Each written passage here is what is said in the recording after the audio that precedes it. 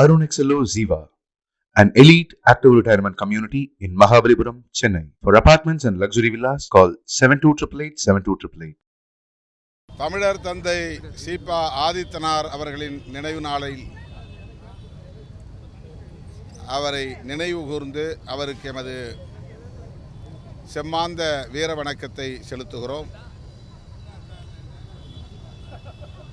தமிழ்நாட்டு தமிழர்கள் மட்டுமின்றி ஈழம் உள்ளிட்ட உலக நாடுகள் முழுவதும் வாழும் தமிழர்கள் அனைவரையும் ஒருங்கிணைக்க வேண்டும், அவர்கள் தலைநிமிர வேண்டும் என்று கனவு கண்டவர் தமிழர் தந்தை சீபா ஆதித்தனார். சேது கால்வாய் திட்டத்தை நிறைவேற்ற வேண்டும் என்பது அவருடைய கனவுகளில் ஒன்று. அந்த கால்வாய் திட்டத்தை தமிழன் கால்வாய் என்று அறிவித்தவர் சீபா ஆதித்தனார். சாதிய முரண்களால் பிளவுண்டு கிடக்கிற தமிழர்களை தேசிய இன உணர்வால் ஒருங்கிணைக்க வேண்டும் என்ற பெருமுயற்சியை மேற்கொண்ட ஒரு மகத்தான ஆளுமை தமிழர் தந்தை சீபா ஆதித்தனார். தமிழுக்கும் தமிழ்நாட்டுக்கும் ஒட்டுமொத்த தமிழ் இனத்திற்கும் அவர் ஆற்றிய பங்களிப்பை நெஞ்சிலே ஏந்தி அவருக்கு நன்றி செலுத்தும் வகையிலே எமது செம்மாந்த வீர வணக்கத்தை செலுத்துகிறோம். விடுதலை சிறுத்தைகள் கட்சியின் சார்பில் மதச்சார்பின்மை காப்போம் பேரணி திருச்சிராப்பள்ளியிலே ஜூன் 14ஆம் தேதி நடைபெறுகிறது. மே 31ஆம் தேதி நடத்துவதாக அறிவிக்கப்பட்ட அந்த பேரணியை தவிர்க்க முடியாத காரணங்களால் ஜூன் 14 அன்று நடத்துவதாக தள்ளி வைத்திருக்கிறோம். விடுதலை சிறுத்தைகள் மட்டுமின்றி அனைத்து தரப்பு ஜனநாயக சக்திகளும் அதிலே பங்கேற்று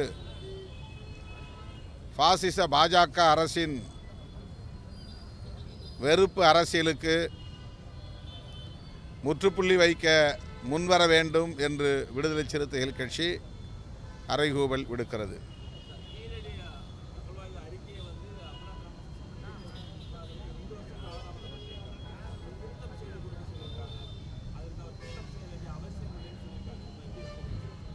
யாரு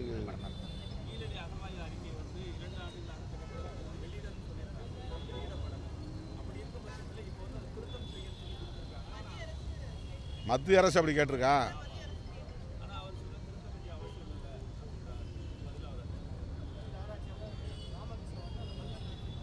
ராமகிருஷ்ணன் அமர்நாதா?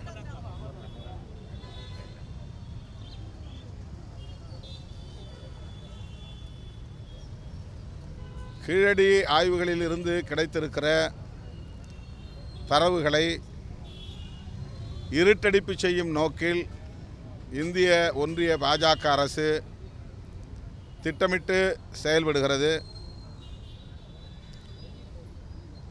அதனால்தான் அதில் மிக தீவிரமாக முனைப்புடன் பணியாற்றிய அமர்நாத் அவர்களை அங்கிருந்து பணியிட மாற்றம் செய்தார்கள். அவர் தந்த அறிக்கையை வெளியிடுவதற்கு காலத்தாழ்வு செய்து கொண்டிருக்கிறார்கள். இப்போது அதில் என்ன திருத்தம் தேவைப்படுகிறது என்று தெரியவில்லை. அறிக்கையை வெளியிட வேண்டிய பொறுப்பு இந்திய ஒன்றிய அரசுக்கு இருக்கிறது. சமர்ப்பிக்க வேண்டிய கடமை ஆய்வாளர்களின் கடமை. ஆனால் ஏதேனும் காரணம் சொல்லி அதை தள்ளி போட முயற்சிப்பதாகத்தான் தெரிகிறது. வரலாற்று உண்மைகளை நெடுங்காலத்திற்கு மறைக்க முடியாது. தற்காலிகமாக திட்டமிட்டு அவர்களின் அதிகாரத்தை பயன்படுத்தி மறைக்கவோ அல்லது திரித்து சொல்லவோ முயற்சிக்கலாம். ஆனால் உண்மை எப்போதும் உண்மையாகவே இருக்கும், அது வலிமையாக இருக்கும், உரிய நேரத்தில் அது வெளிப்படும் என்பதை வரலாறு அவர்களுக்கு உணர்த்தும்.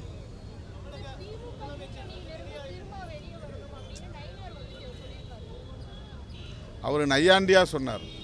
அது ஒரு கோரிக்கையாக அவர் வைக்கலை, அழைப்பாக விடுக்கலை. நான் அதிமுக பாஜக உறவு தொடருமா என்பது கேள்விக்குறியாக இருக்கிறது என்று சொன்னதற்காக அவர் அவருடைய விருப்பத்தை வெளிப்படுத்தியிருக்கிறார், அவ்வளவுதான்.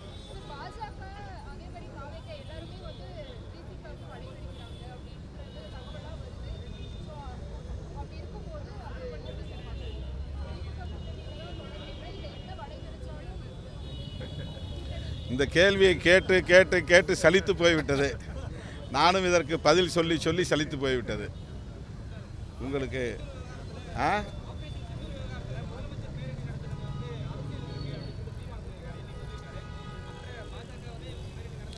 அவருக்கு தமிழ் தேசியம் பேசுகிறத விட திமுகவை விமர்சிப்பது தான் முக்கியமான நோக்கமாக இருக்கிறது. தமிழ் தேசியம் என்பது இந்திய தேசியத்திற்கு எதிரான ஒரு அரசியல் என்பதையே முற்றாக மடைமாற்றம் செய்துவிட்டார். அவர் அரசை விமர்சிப்பது அவருடைய அரசியல்.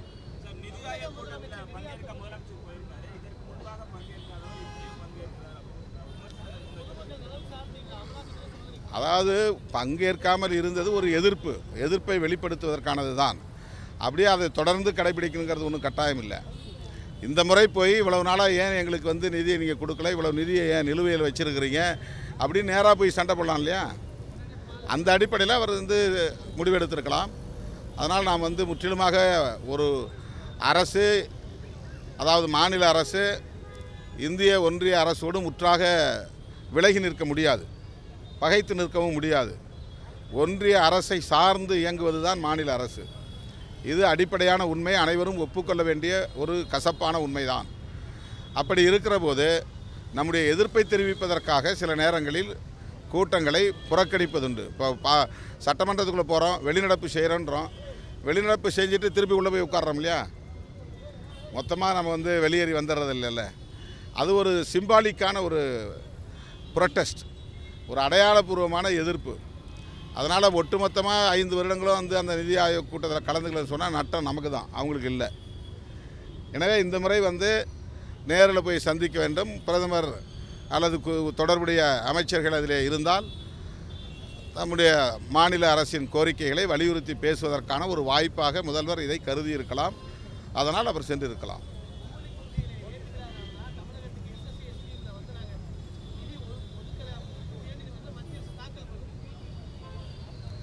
இல்லை, அது ரொம்ப தவறான ஒரு அணுகுமுறை, எதேச்சதிகாரமான ஒரு அணுகுமுறை, மக்களுக்கு விரோதமான ஒரு அணுகுமுறை. பாசிச பாஜக அரசு இன்னும் மிருகபலத்தோடு இது ஆட்சியில் இருந்திருந்தால் என்னவெல்லாம் செய்வார்கள் என்பதற்கு இது ஒரு சான்று. மக்கள் இதை புரிந்து கொள்ள வேண்டும்.